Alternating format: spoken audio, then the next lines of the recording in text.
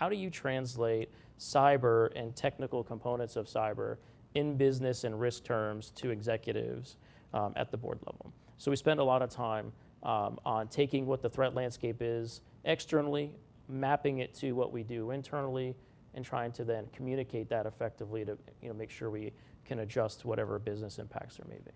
Using external parties, reports that are kind of statistically founded in, not necessarily survey data, but evidence-based, factual data to be able to present the story and help you tell your story becomes an important part of, how they view you and how you navigate the political landscape within an organization of all sizes and types. One of the biggest challenges is trying to understand what the threat landscape is, humanizing that reality, understanding what all the different tools are out there, and then building a team that can help you, especially if it's a non-technical board or non-technical executive committee, understanding how do they create that team, policies and procedures to prepare for the worst.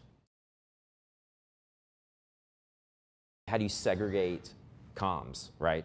That, from step one of not conveying that in an email or even saying it over a phone, how do you have a separate, parallel, secure, compartmentalized form of communication where, whether it's your executive team or your board members or whomever, you can discuss things openly and freely with them? Part of it is just kind of trying to get the ground truth of what reality is, right? What you see in the newspaper and media isn't always exactly how things transpired. So trying to inform executive leaders on what reality is in this space. And some of that is trying to filter out some of the things they hear externally and say, here's the reality of that situation.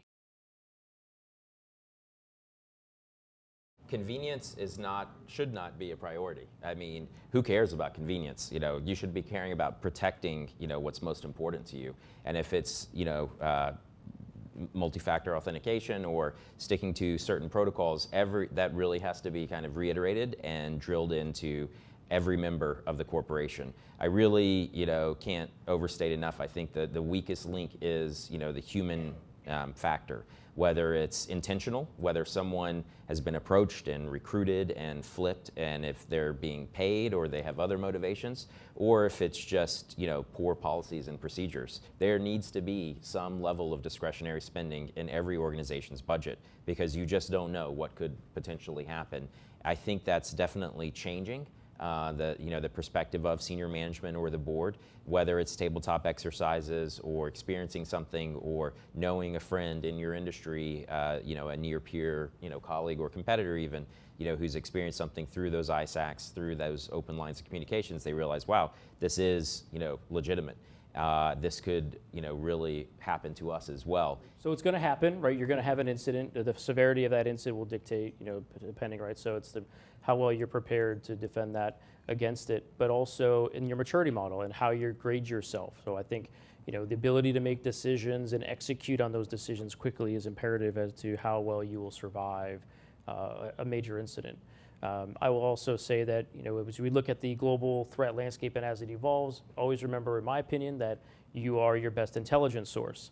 So as we're looking at managing risk, outside of the law enforcement, world, right, where they just try to go after and try to take down those criminals, right, you're trying to map the threat back to you. So you are your best intelligence source. You should have the best visibility into your organization and then understand the risks that you face and what the actions of those adversaries are doing will impact you, and then how you would detect those things that they're doing faster.